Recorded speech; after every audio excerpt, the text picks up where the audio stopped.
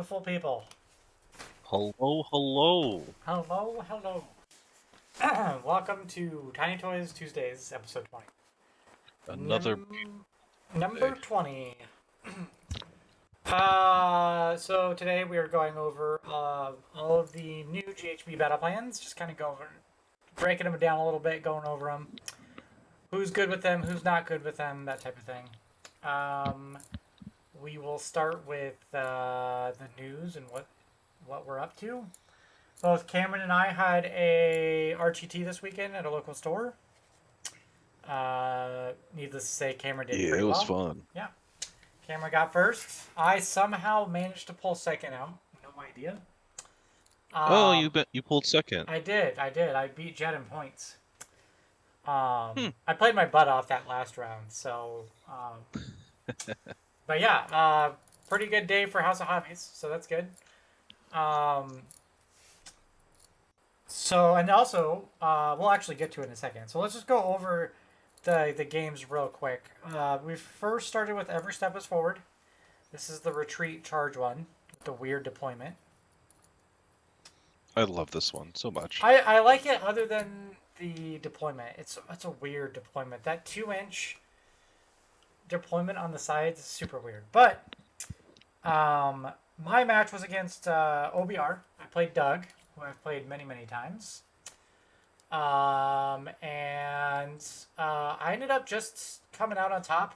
I think he didn't realize how resilient the Trogs are. I guess I should go over that real quick. I took Gloomspite Gets. I did not take Squigs. I was initially going to, but out of my play testing, it did not go very well. I played Jed. Sorry. I played Jed and Cameron, and it just did not go well. So I said, screw it. I'll go back to my roots. I'll go back to Trogs and Kragnos, and it ended up being pretty well. So that's good. I was so on the fence about what list I was taking, and I did not feel very comfortable taking Gits to begin with. But I ended up going with Gits anyway. So my first matchup with Doug, I ended up pulling out just very, very resilient Trogs. They are very, very tough to kill. So Those guys could be so tough to kill, and then they just come back to life, and you're just, oh, well. I mean, 3 up in the light of the moon on a 5-up board, 4 wounds each. 4 wounds each. Yeah, it's pretty good. It's pretty good. Yeah. Cameron, who did you play for this one? Let's see. I played Flesh Eater Courts. I just decided, I was like, you know what? I want to play some Flesh Eater Courts before the changes come. And I was like, I just got some new Flesh Eater models, and I wanted to play them. So I threw together what I had, and then I went forward. Who did you play round 1? I played Gits. Oh, you played the Squig list. Yeah, I played Garen. Garen, yep. And it was just a whole bunch of squigs, and the theme, I've learned that the theme of my army is you thought you were safe, and they give me first turn, and then they learn that they were not safe. Yeah, the movement shenanigans that you have is pretty crazy. Yeah, just be able to move a Terrorgeist as forward as possible to be able to hit you, and then annihilating everything. Yeah, I heard you got like max buffs on the Flesh Eater, on the Terrorgeist like nonstop this last weekend, and then yeah, I'm pretty sure out of all 3 games, that one model did roughly 300 to 400 damage. Jesus, you just rolled super between high. all 3 games. Just annihilated everything, and you just wouldn't die, and then you just did it again. And then you removed poor Garen. You removed his moon turn 1. That poor guy. Yeah, destroyed his shrine. Turn 1, he thought he was safe. Sucks. All right, so that was round 1. We both went in with a win. Round 2 was Power Flux. Which one's Power Flux again? I should know this. That's the one where either there's 4 objectives, but only 2 of them are active at the same time. Yeah, the AB one. And yep, the AB one. So I played Jed with Soulblight, and he just had so many bodies. I didn't particularly play Kragnos very well, and I just could not take out enough of his bodies. He just has so many bodies. I will say the only highlight of that game, even though I lost, the highlight of that game is, I think his Graveguard went into Kragnos, and they ended up doing just an obnoxious amount of. It was 20 Graveguard, fully buffed. They went into Kragnos and did a bunch of mortal wounds. It was like what? Like, do you remember how many it was? It was a ton. It was like. He had a total of 40 Graveguard. I don't remember what the total. Well, it was 20 that went into Kragnos, but I don't remember what the total number of mortal wounds he did on the wound roll was. But I rolled so many sixes. Oh yeah. That I have never rolled in my entire life. It was like All right, I remember this now. It was like three-fourths of. Yeah, it was 18. They did 18 mortal wounds to you, and then you rolled, I think, like 9 to 11 sixes. Oh, it was definitely over half, and it was just Yeah. I was shocked. I was like, okay, well, I'll never be able to do that again. Yep. It was never again. It was nuts the amount of sixes I rolled for that. It was just crazy, and we were getting to the end of the match, so there was like a couple people watching. And it was bizarre. It was a fun match. Jed's always fun to play, but his list is just it's brutal. It's a brutal list. Anyway, that was my match 2. Who was your match 2? You played Doug, right? Yeah, I played Doug in his OVR. And once more, I'm a 10 drop, so my opponent always gets to choose who goes first. And he thought he was safe. He gave me the first turn, and I proceeded to kill Archon, kill a unit, Mortek card, killed his bodyguards. And then it went to his turn. With Catacross and 10 horses, he failed to kill the Terrorgeist. Ugh. And then my turn, I killed his support caster. I killed like six of the horses. Then brought Catacross to 19 damage. Catacross killed me, and then I blew up and dealt 1 damage. Catacross killing. Nice. This was also a special match for you, right? Yeah, that was my 200th game. 200th game of Age of Sigmar. That's pretty nuts. Yeah, I've been waiting for that one for quite a while. That's pretty crazy. It's pretty crazy. Camaron keeps track of his matches. Pretty crazy. Yeah, and Doug was the first person I ever lost to in a tournament setting, and so my 200th game was versus him. So nice. Very fitting. Very fitting. Mm-hmm. So then I lost my game. Camaron won his, and then we go into round 3. Camaron, you played Jed. Yes. And this was limited resources. We'll get into this later in the show, but this is such a crazy battle plan. I love this battle plan so much. It's so different from other things. It makes you question everything you're doing. Like, you typically always you're always like, okay, I want it 1-2 more, that's what I want to, but this match makes you rethink everything. It's a bizarre match. But tell me how the Soul Blight Flesh Eaters game went. I'll be honest, I'm surprised you won this game. I thought Jed had so many bodies. Well, what ended up happening was we went forward, we had this big clash right in the center where it was 6 Crypt Horrors and 6 Crypt Horrors, and then the Terrorgeist behind them.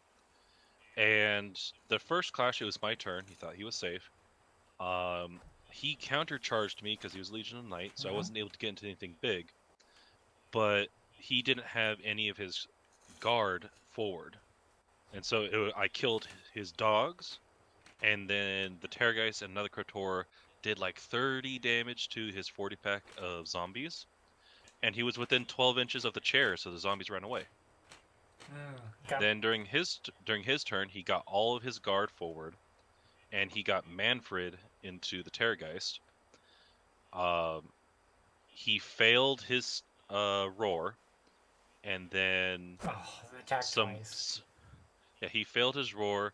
The guard dealt an obnoxious amount of damage to the Crypt Horrors.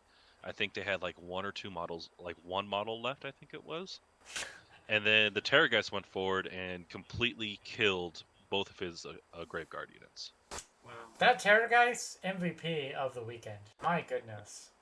And then when it went to our next turn, he failed to roar again against me, and then just annihilated Manfred. All right, all right. So Cameron ended up winning. I played the other Gits player, so it was Gits on Gits action, Squigs versus Trogs, and he played it really well. He just missed certain things that would have won him the game. Like he had a Kron spine in his Squig list, which was real scary. Oh yeah, it was. And he failed a charge by 1 inch. And then from that point on, Kragnus was able to charge his Mangler Squig and just kill it. And then I was able to pile in and hit the Kronspine first with all the damage. And then when went back to his turn, I just did Finest Hour on Kragnos. And he couldn't kill Kragnos, and then I slapped back for the Kronspine for the last what do they call it, level of the Kronspine, and it just removed it. And then from that point on, Kragnos was just going ham. Like he had nothing really to worry about. The Squig herd that he had were too worried about the 6 Trogs that I had. So all in all, it just worked in my favor, and he just missed a couple things. He didn't roll particularly well. Poor Garen just had a rough day. But it was a fun match nonetheless. It's good to. It's the first game I've ever had against another Gits player, and it's very bizarre when you start thinking about who has the Moonlight and how it's affecting your army, because both players benefit from the same moon, right? So I love that so much. He had Scragrot and I didn't, so he was able to control the moon a little bit better. But it was just a bizarre Gits match. We had so many questions throughout the match, like, okay, well, how does this work? So it was a fun match regardless. But I was able to get as many points that game to put me ahead of Jed to take second. So nice. 1-2 for House of Hobbies this weekend was pretty good. So I will definitely take it. I was not feeling particularly well about this weekend. So happy to do pretty decent. So all right, now that we've talked that up, let's go to Smite GT. We got some more signups, so that's cool. Nice. Again, if you haven't done so already, please sign up. Relatively soon, you get into the raffle, the $100 raffle, which will end at the end of July. So definitely go sign up for that. If you guys have any questions, just send us a message. I'll get that to Camaron. He's the TO. So we have picked all of the battle plans, and we'll mention them as we go through the battle plans, but we have picked them. So I was convinced not to make just an obnoxious battle. We could have done like an Iron Man tournament where it's just all bad. Oh man, all that's bad so. battle plans. I want to do that so bad. All right, we need to run a small tournament and just do bad. Iron Man worst. Yeah. Just so brutal. I'll go through all of the old books and just find like all of like the worst battle plans for everybody. Nice. All right, going into the next thing, art of the week. Amy Josbury. I hope I pronounced that right. Ooh, I love those wings. Very vibrant. She's got a ton more stuff on the Instagram, so definitely go check that out. I can only pull so much, but that Malekith MCP model stood out to me so much. Those wings are so cool. Just the paint job in general, just nailing it. I'm a huge fan of freeform drawing. Yeah. Freeform painting on things. Looks fantastic. Man. Just looks so, like, her paint jobs are so vibrant. It's just crazy. Look at that Iron Jaws army up there. Oh, so nice looking. It just pops so well. Beautiful. Yeah, some freeform banners up in there too. Like just beautiful. Just absolutely awesome job. Definitely go check out her Instagram. Lots more stuff on her Instagram that I couldn't pull out here. So pretty cool.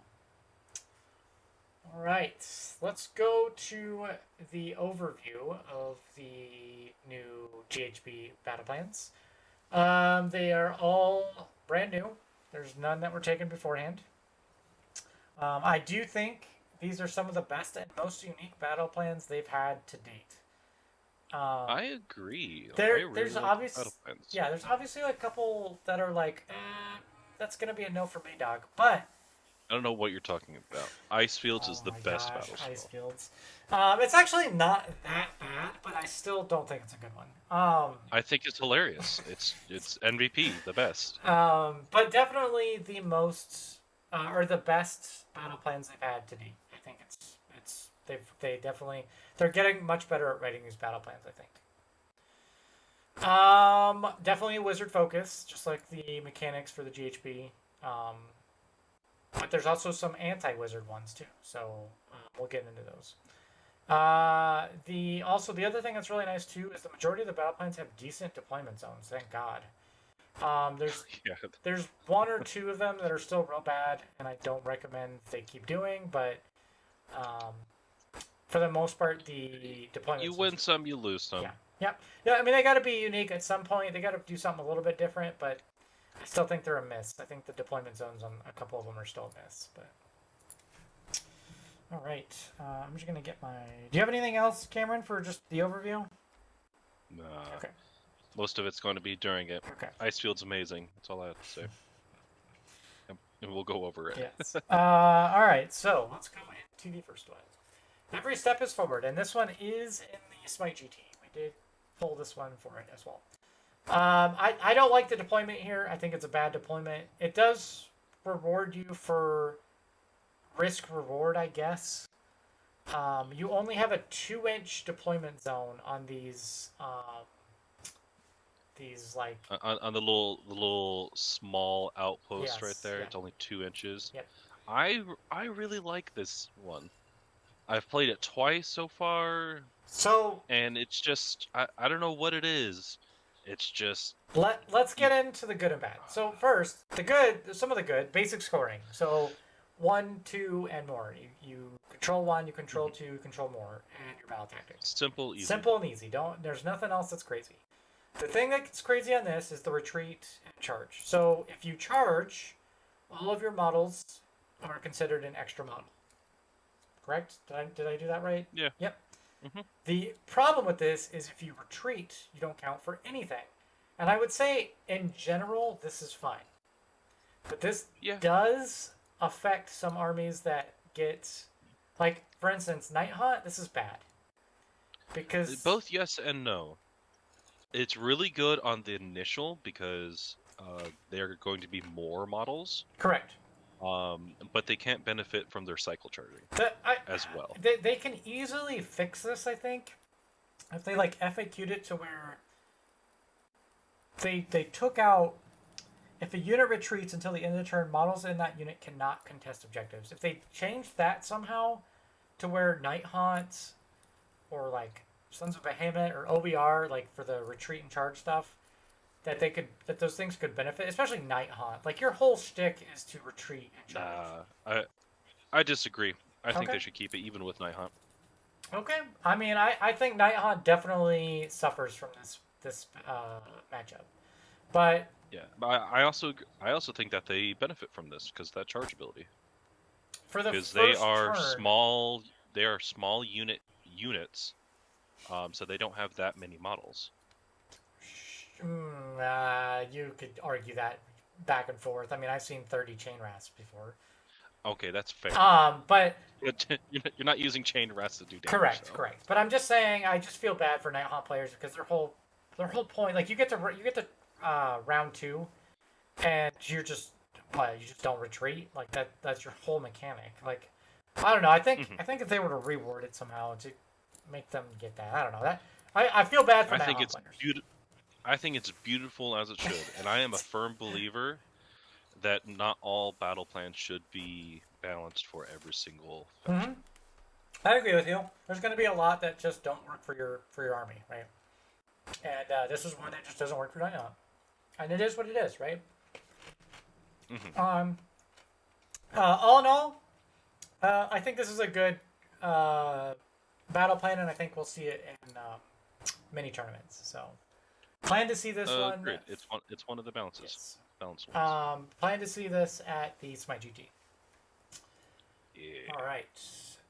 Moving on to Fountains of Frost. I gotta make sure I remember what these are. Oh, this is the one where if you have multiple units contesting an objective, was it three or more units of contesting objective on a 4-up, each unit contesting that objective suffers D3 mortal wounds. So this rewards you for spreading out. Oh, also the big one for this too is the Andy Wizards. What do we call them? Super Wizards. I like super wizards. The Super Wizards count as 10 models for objectives. So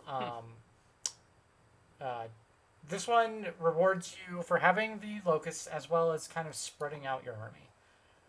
It's got good deployment. It's got your standard scoring, so 1-2 more battle tactic. I don't know how impactful the D3 mortal wounds is. So this is my opinion on this.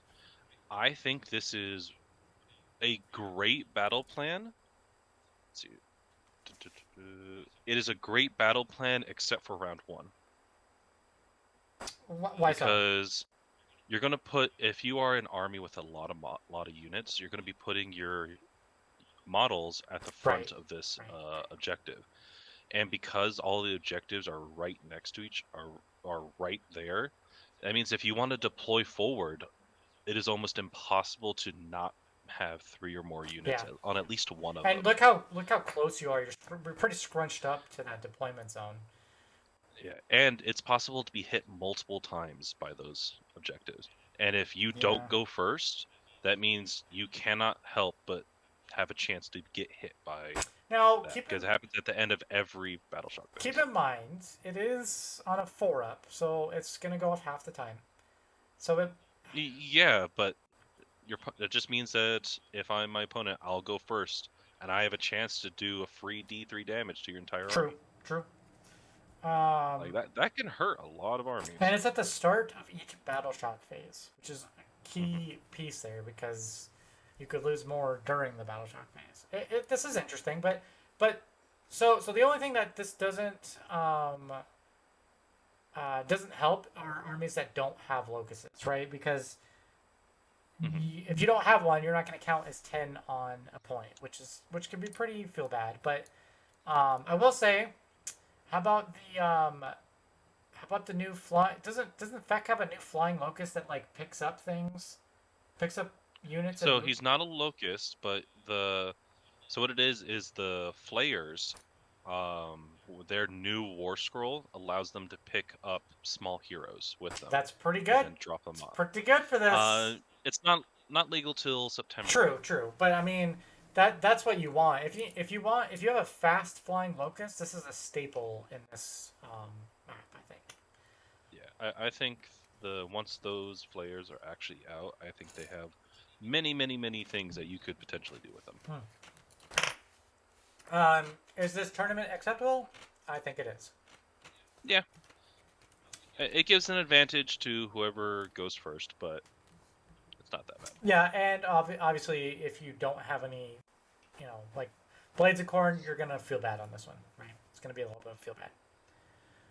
Yeah. So because you don't get rewarded for that 10 models on a point, right? But yeah, but at the same time, like it's not that. It's not. I don't think the D3 mortals are gonna be that impactful. I really don't. You say that, but Joel, what's gonna happen is you're gonna play this. I'm gonna roll. And you're gonna go first, and every single one of your units is gonna get hit by 2 objectives the first turn, and your entire army is gonna take 2d3 damage. You don't think you could spread out enough to where you don't get that? I think you can, but you're going to be spreading out really thin. Because you're 11 inches. Yeah, that means there's only a 2-inch mark at the bottom, unless you go right in between. And think of like so there's terrain there. Okay. Think if you were a Gits player and how many units you have. I have a solution for you. Okay. Just play Beast Cats. You know what? Fair. All All of my arguments are done. Yeah, I think if your army's fast, like I don't think like IDK, like there's ways to get around that. But I do agree. I think depending on your army composition, this could be bad. It could be fairly bad, especially if you don't go first. If it was like on a 2-up or a 3-up, then I'd say this is like pretty impactful. But on a 4-up, maybe. Yeah, it's very iffy, but it's iffy until it happens. I know. Yeah, I'll have to play more of this. I have not yet played this match or this battle plan yet, so we'll have to see. All right, I still think it's tournament acceptable. I think people could use that. Oh yeah, agreed. All right, Geomantic Pulse. This one's very interesting. This one's in the Smite GT, right? We did this one. Yeah. I believe so. Yes. So let's go over this real quick. This one's very interesting. It's got a good deployment. There's a potential for lots of points here. But not during round 1 or the last round, which is very big. Correct. This will push players to spread out because you don't want to be... So basically what this is it the second player? Is it the second player that picks? I think it is. Yeah, the person going second during the second turn gets to pick A or B, and then that's where the pulse starts. And you get extra points for holding like adjacent to the pulse and stuff like that. If you hold the pulse and things next to the pulse, you get more points. So you don't want to sit on one side of the board. You're gonna have to kind of spread out and kind of this definitely plays with you a little bit. You got to kind of figure out, what your opponent is essentially doing for this, right? Which point are they gonna pick, and how can you counter that? My go-to for anyone playing on this is you want to go second on the first turn. Yes. Because what that means is your opponent will go, you will go, and then you either get a double turn or you get to choose where it is. Yeah. You win in both circumstances. Yep, agreed. This could be difficult for slower armies. If you're playing a slower army, it could be difficult to... If you're not set up correctly, I think this could be real tough for slower armies like Fire Slayers or... Yeah, because it's not a hold this objective. It's you're going to have to start chasing down this objective. Like say you pick B or your opponent picks B and you're sitting there. Well, now you're going to start making your way to the other side of the board, and it could be difficult for slower armies. But yeah, think of like Fire Slayers doing that. It would be pretty tough. Turn 2 player going second is extremely important. Like they are basically dictating how the match is going to be played. So definitely an advantage going second in that turn 2. And is this tournament acceptable? Yes, I think this will be in most, if not every game. This is probably like going to be one of the most used because it's incredibly balanced. Yes. Yeah.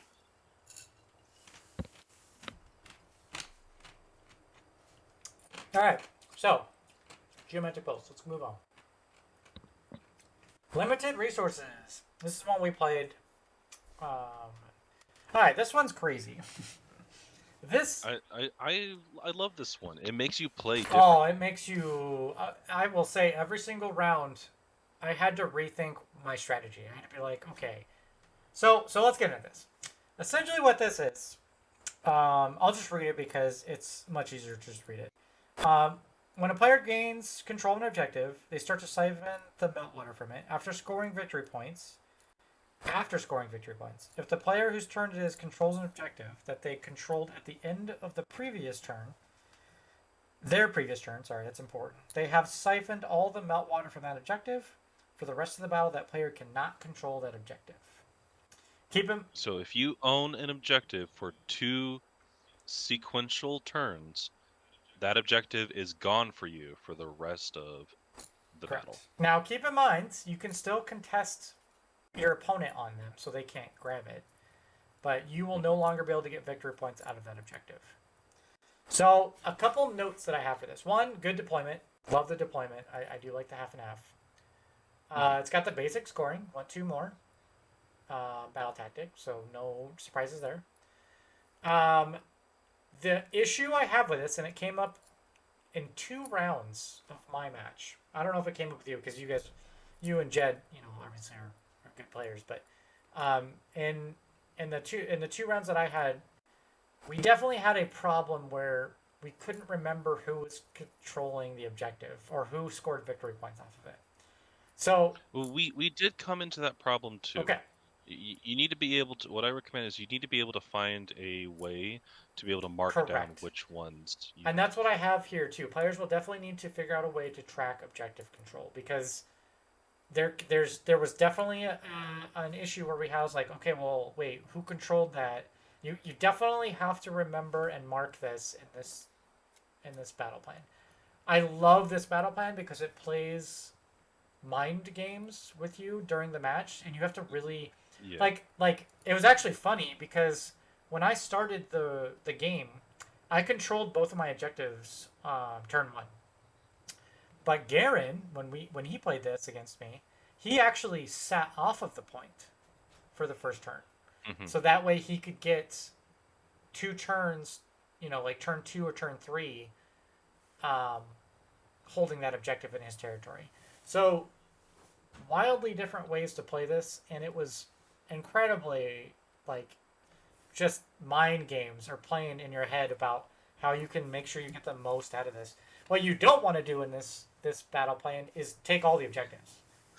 Yep, that is a mistake. Yes, you do not want to do that because then you put yourself in a bad position, and you're basically playing defense at that point. Like during my game, it was like very specifically, I'm moving and I am not controlling this objective. Yeah. You will hear that. I'm going to stay outside of 6 inches. You hear that a lot when playing this battle plan. It's like, I am not controlling this. You may keep it for me. Tournament acceptable? Absolutely. I think this is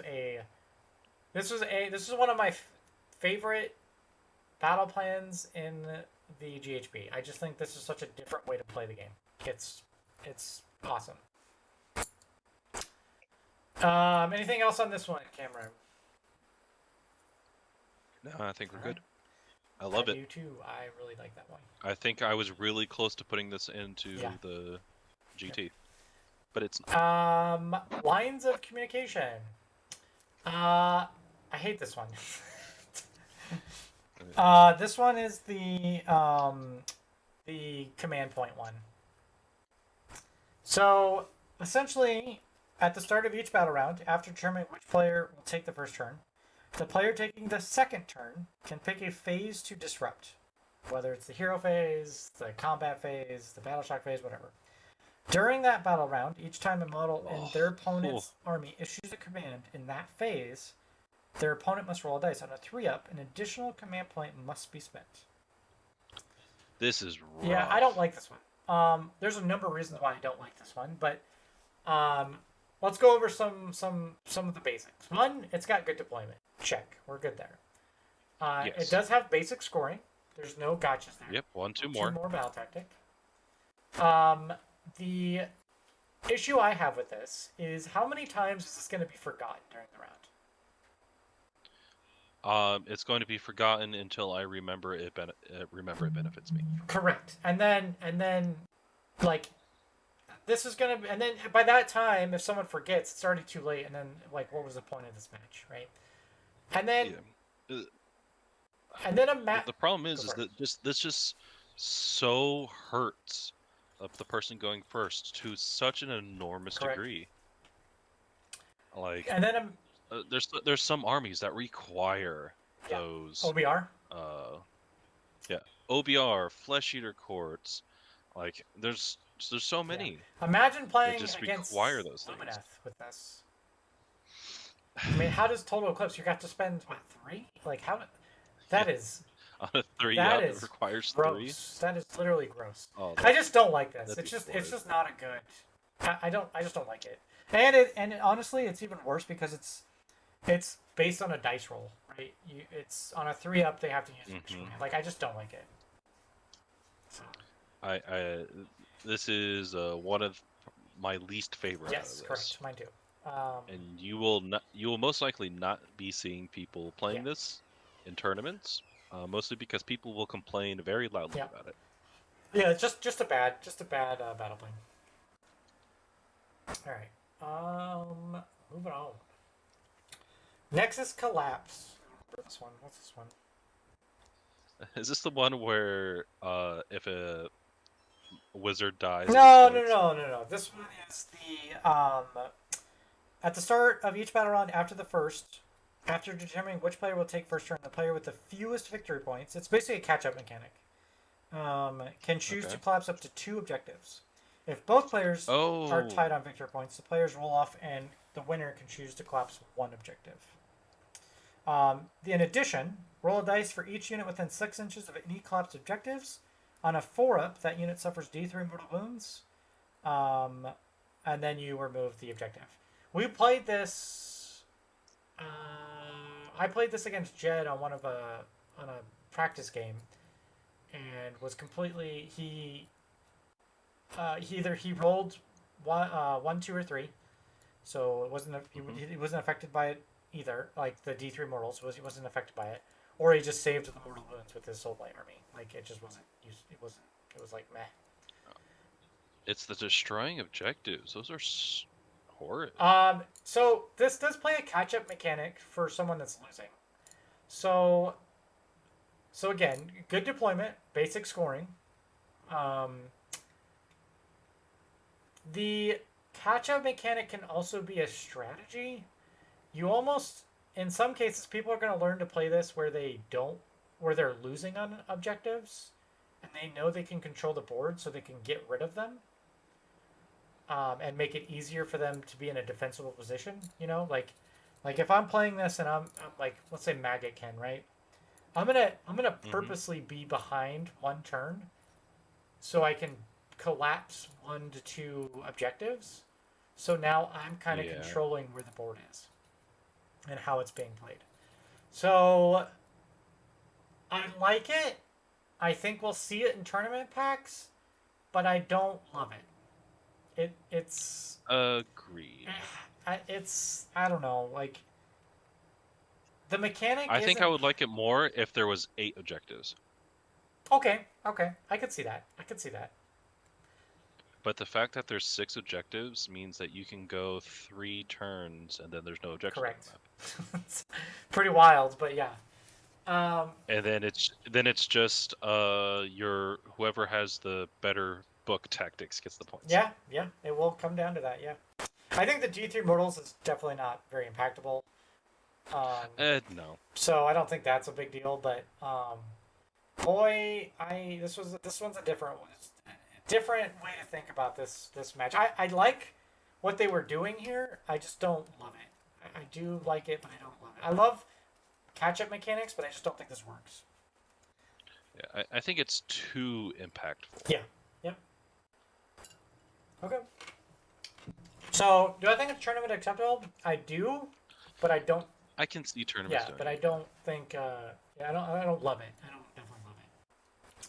I wouldn't want to play it, but it's balanced Correct. enough to make it tournament. I actually see a lot of TOs using this just for the fact that they want to give that catch-up mechanic to newer players. Maybe I don't know. We'll see. All right, moving on. No reward with risk. This one is definitely in the Smite GT, so keep that in mind. This is the wizard exploding one. This is the one that's Yeah, I love it. So let's go over some good things. Good deployment and basic scoring. So no questions there. It definitely needs a deployment FAQ. Obviously, I think people are going to play this right, but technically right now, you can set units right on the center and be within combat because it does not say 9 inches away. It doesn't say 9 It does not say 9 inches away. This will get FAQ'd. That's beautiful. But I love please it. don't play it that way. It's supposed to be 9 inches away. That would be absolutely ridiculous. So keep that in mind. Essentially, all this is wizards explode. They do mortal wounds when they die. I think it's going to create some funny interactions when multiple wizards blow up. So it's pretty cool. The one downside I see with this is the objectives are really close to each other in the middle. So I worry that this is going to be somewhat of a slug in the middle. Think of Yeah, this is a center of the map. what was the one we had last year or last GHB where there's like a tug of war. well there was a tug of war, but there's one that was like one in the middle, and it Yeah, benefited. I know what you're talking It benefited anyone that went first, and you would just sit on the point. Yeah, And then it was the one I that know what you're talking about. exploded. You know, when they went to a different section, but it was so miserable to play against, especially like Soul Blight or It's something cash. Something like Realmstone Cache. I There think we that's the one. Yeah. So, I worry that this is going to be somewhat like that. We'll see what it's like. They're just really close to each other. Thankfully, you can still score points though with 1-2. Yeah, true. Even true, if it's true. not more. Yeah, you can definitely. It's not 1 point that everyone's fighting over. That's a good point. So it's already better than that. Yes. I mean, technically, you don't even have to go to the middle if you don't want to, right? Yeah. Yeah, I like it. I think this is a good one. I think it's going to create some funny interactions. And if I absolutely love to play Lumineth on this. yeah, like just small little. Everyone's wizards. a wizard. Just start blowing everything up. Yes, yeah, it's going to be pretty funny. And it's whenever you kill a wizard, not the wizard unit. So if you have abilities to kill specific models, you can go ahead and target just the captains and just blow them up. Now with Lumineth, it's not the unit that's a wizard. It's just one dude in there, right? Yep, it's the captain. Okay, all right. Or like, let's see, the Gobblapalooza. That's two wizards in one unit. Yep. Yeah, this will be fun. We are running this in the GT, and I'm excited to. I haven't yet played it, but I'm excited to get some matches in with this. I think it would be fun. And if both sides don't have wizards, well, it's just 1-2 more for you guys. Yep, there you go. It's a simple game. Fight in the middle. Fight to the death. All right, next one, Power Flux. Which one is this one? I love this one. It's the one where either A is active or B is active. Okay. I need to pull this one up though because it's got some weird. If the person going second chooses either A to be active or B to be active, and you score points if you control one of them, two of them, and if there is a super wizard on them. Yes. And then you also you score points if you kill a wizard. Yeah, that was the one we played this one this weekend. That being said, I don't think me and Jed played this right because I don't think we actually ever took. He probably should have won even more points out of this. Maybe I don't think he was keeping track of his super wizard. I don't think he was. Maybe he was. I don't know. It was a lopsided match anyway. He was totally ahead of me, but this one. We do have for the Smite GT, right? Yeah. Yeah, I love this. This one's such a great battle plan. The only thing that I would say, there's two things I would say. Well, there's three. Going second is very beneficial because you get to control where the points are. More importantly, though, especially in the match that me and Jed had, and I don't know if your game was the same way. I don't feel like this rewards a lot of movement. I feel like it's very, you're going to end up starting the game like this, and it's going to go diagonal, and you're going to sit there for a while. Because you're always going to control one of them, and it's going to be hard to shift, Yes, but it is possible to force your opponent to shift, at least like. Sure. Yeah, and I think once people figure this out, like in our matchup, it didn't, that just didn't happen. It was, we sat, he was on one corner, I was on the other corner, and we would kind of, push each other a little bit and kind of, get into combat, but we weren't really, taking advantage of the entire, of all the objectives. To be fair, also, during my game, I didn't really interact with the mechanic too much. This is against the OBR, where I just sent everything forward and killed it. Yeah, I mean, sure, you could do that too. The other thing too with this is it tournament acceptable? Absolutely. I think the only issue with the tournament thing is you're gonna skew your points a little bit because you could either score real high or real low. So from a points perspective, it could be kind of interesting from a tournament perspective, but still fine. It's still a absolutely fine tournament matchup. You just have to make sure that you're not missing the extra points that you could get, because there's more points that you can get with this. That'd be my only call out for this one. And this one is in the Smite GT. Is this one? Yes, okay, yes, it one. is. Okay. All right. Moving on. All right. We have Spring the Trap.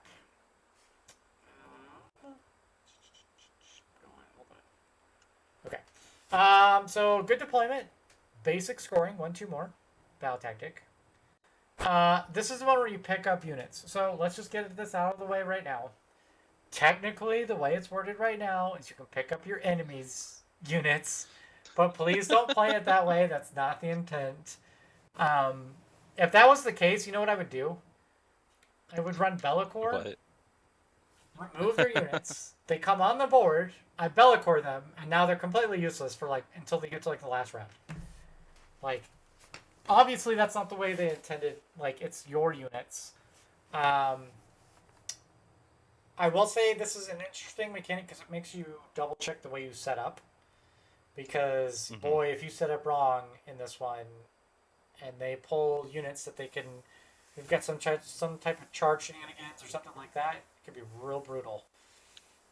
I will say, I did put it in here. Does player 1 of the second round get an advantage here?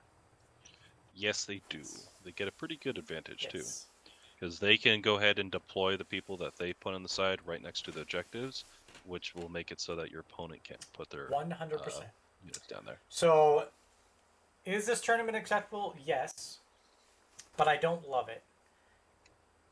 Yeah, it's middle of the road for me. I can see it in a tournament.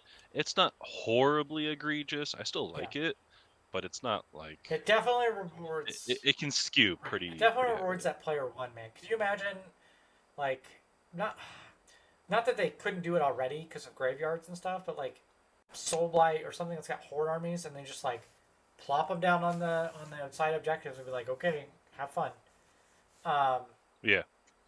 Put 2 graveyards right next to those objectives and put down brutal. 20 zombies each, and your opponent can never it's brutal. get close to them unless they just didn't bring their really units brutal. up. Or Maggotkin, having huge packs of Blight Kings or something sitting on those.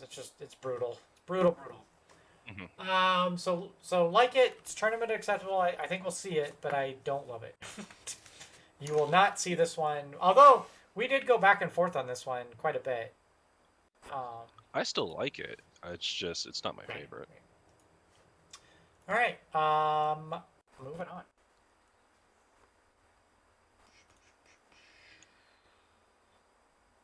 on. Frigid Zephyr. Which one is this one? Oh yeah, this is the one that should not be in a tournament. You but wanted to use I absolutely this. love it. I know. I know really you wanted like to use it, this, but I talked you out of it. I don't. I just think it's real bad. It's real bad for some armies, and it makes some armies pretty much double the effort for them to win. And if there's one person that hates shooting the most in this game, it's me. But this just feels bad. This would be a feel bad if I were taking Lumineth or IDK or something like that. Yeah. This would be a real feel bad match. For those who don't know, it's pretty much first turn, and for probably a majority of the game, no one can shoot anyone past 12 inches, and no one can fly. So there's a random roll to determine if this effect goes away, and if it just doesn't go away, it's just 12 inches. Doesn't go away. And I don't think you can roll for that until second round, right? Yep. So just it's no shooting first round, unless you're really close. Yeah. It's I want to play it just to do it, just to see it, but I think that I think it's a fun game. I think it's a fun mechanic. That's why I like it. But it's not. It is not balanced. It definitely doesn't reward a mechanic that you might be using for your army. That's one of Lumineth's things, right? Or even Zinch even, right? Long distance spells, you just wouldn't be able to do it. And it's just to feel bad, right? As much as I don't like those armies and I think they're oppressive, I just don't like that you can't use your toys, right? Yeah. So yeah, so I'd say bad, not good, not good for a tournament setting. All right. Icefields. Everyone's. This is like My this is like the favorite. laughing Absolutely. stock of the new GHB. Now, well, It's so all beautiful. right. So, do you want to explain this one? All right, it's Very very simple. simple. You have objectives under this very interesting formation. You can pretty much control your side. I believe it's the same 1-2 Yep. more, if Basic I remember story. Yep. correctly. But the problem is that if anyone runs, you automatically take D3 damage. Just did you run on the field? All right, Yeah. you take D3 damage. And you're not even safe there. If you charge, for every one you roll on a charge, you take D3 It's a damage. charge miscast, basically. Yeah, and it's every one, not even double ones. It's so bad. It's so great. there's some other problems with this too, right? Lengthwise deployment, it's bad. I don't like it. You're so far away. I just don't like the lengthwise deployment. I'm not a fan. So that doesn't matter here. You're actually closer together than in a normal deployment, because now you're not deploying longwise. You're playing shortwise, and you still have the same distance. Right, but why do that? Because if your shtick is gonna be if you run, you take damage. Because no one wants to. Then why not just make it happen? You want to do as little run as possible. I just don't like the lengthwise. Support heroes get super screwed here. Oh, like 100%. This, like you have your little support heroes you need. Yeah, they're gone. They're gonna be completely toast. Yeah, we got Slanesh. Oh, they're screwed. We got all support heroes. Oh man, they're gonna last 1 to 2 turns. Or they just don't do anything. They literally sit in the back and just block their 4 inches, and then they end their turn. Yep, all the slow 4 inches. They'll get there eventually. And then the other thing that I do you have Kragnos? Man, that's 3d6. That's another chance to roll a 1. Right. This also could trigger a slog in the middle, just with the way the points are. Mm-hmm. So that could also be a downside for this. I could see like a slog just happening in the middle and it's just not going anywhere. But I don't know. We'll see. I love it. It's just it's gonna be a pain in the butt to get there. But once we're there, we just want to get this over. Exactly. I do want to play this just to test it out, but I do not like this. I don't see this. I think it's beautiful. Absolutely beautiful. I do not see this in a lot of tournament packs. I could be wrong, but we'll see. It is definitely not in the Smite GT, so you don't have to worry about this one. Yeah, I got convinced. All right, let's poor Iron Jaws on this one. Yikes. All right. Towers and the Tundra. This one's also really bad. This one's. I don't like this one at all. I like this one. However, it is not good for a tournament. Well, so it's okay. Yes, it's not good for a tournament, and they also need to fix some things with this because first off, good deployment. It's fine. I hate that there's only 2 objectives. I hate it. And then, okay, so this one's hard to explain to because there's a lot of rules for this one. But essentially, what you're doing is you're picking a terrain piece in each territory, and that becomes a tower, and you gain more points for being next to that tower. There was an issue with a rule where needs a fix considering the rules state that neither player controls a defensible terrain feature unless they garrison. So that doesn't work with this match because in order to control it, you have to be garrisoned with it. But like, you can't do that with Suns. What, do Suns just not do this? Just not play this match? Like, it's just bad. It's just I don't. There's too many things going on here, and with the garrisonable objectives, like I don't like it. I just don't. It's just not a good tournament pack for this. I'm gonna go. I want to go to the. It's tough.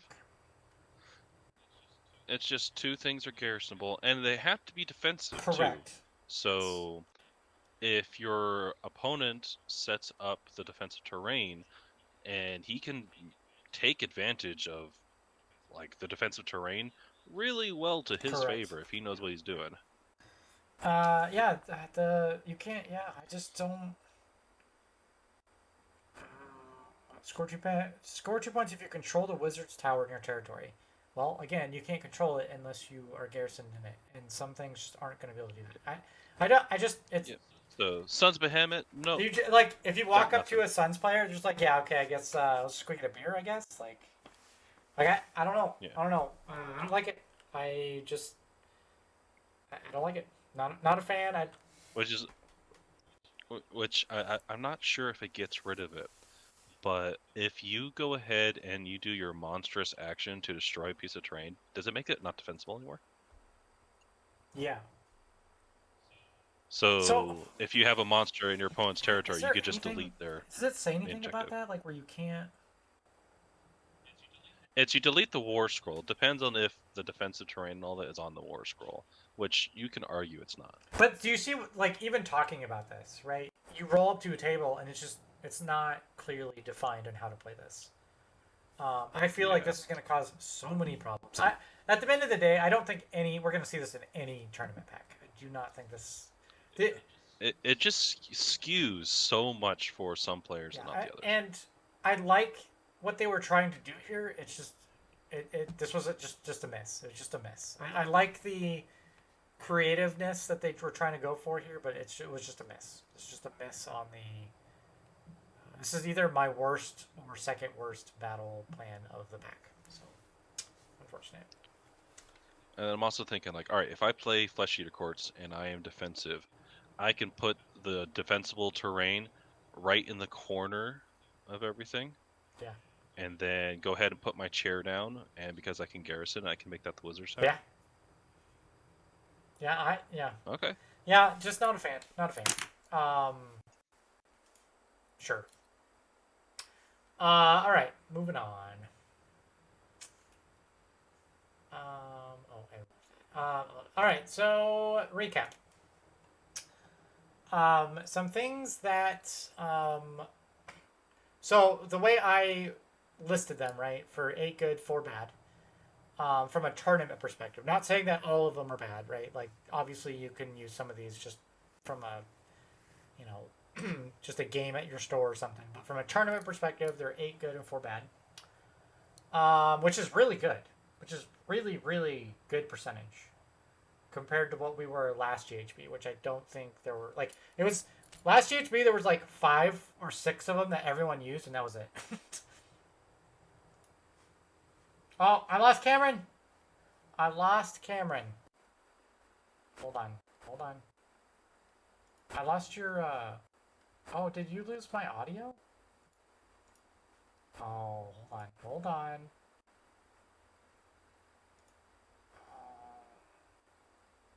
Okay, hold on. We'll fix it.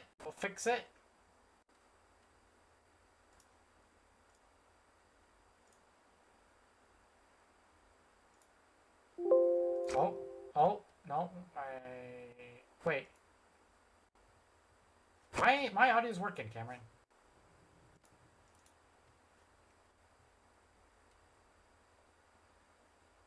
Hold on. I'm gonna pull you and get you back in. Try to rejoin.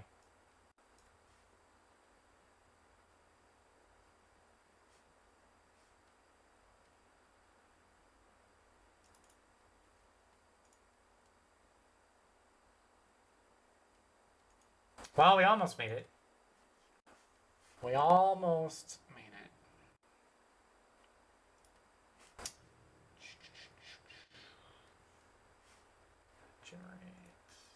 Hello? Oh, Hello? now Can you I hear can me hear now? you. I don't know what happened. That was weird. Oh yeah. All right. Anyway, so 8 good, 4 bad from tournament perspective. What were you gonna say? Putting Icefields in bad. What? No. Putting Icefields in bad. From a tournament perspective, I don't know. Again, much better than the previous GHB though. So we're getting better. 100%. Getting better and better with these. So good. Some definitely needed FAQs, but I'm hoping most people understand the intent here and don't play it like that. I mean, obviously, come on, guys. It makes me want to do a three round tournament and do the three that need FAQs and just run those without the And just see FAQs. what it's like. And I just Can see you what imagine happens. that one where you just can put them right in the middle? Like you could legitimately be I control you the could center. legitimately be in combat at the start of the game. That's so funny. It's just hilarious. The one thing that is a nice touch to this, most of the battle plans are basic scoring. So score 1, score 2, score more, and your battle tactic, which is so nice. There's no reason to go crazy with how these points are being added up. So I really enjoy that these are basic scoring. Yeah, and just again, at the end of the day, I think it's the best battle plans to date, and I do look forward to seeing more of these type of battle plans from Games Workshop. So yeah.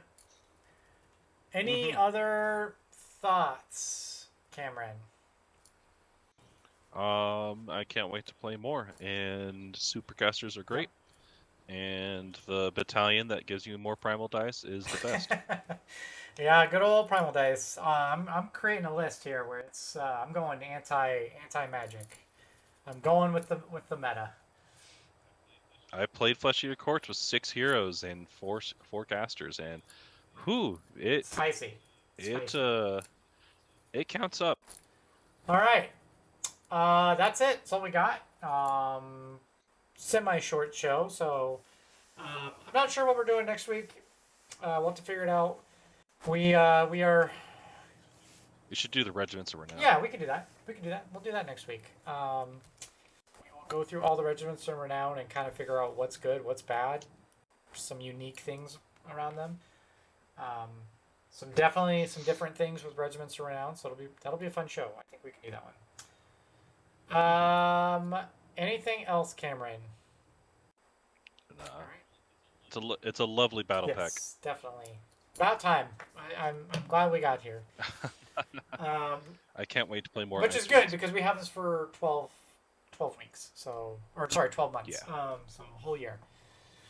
All right. On that note, I will see you guys next week and have a wonderful night. Bye-bye.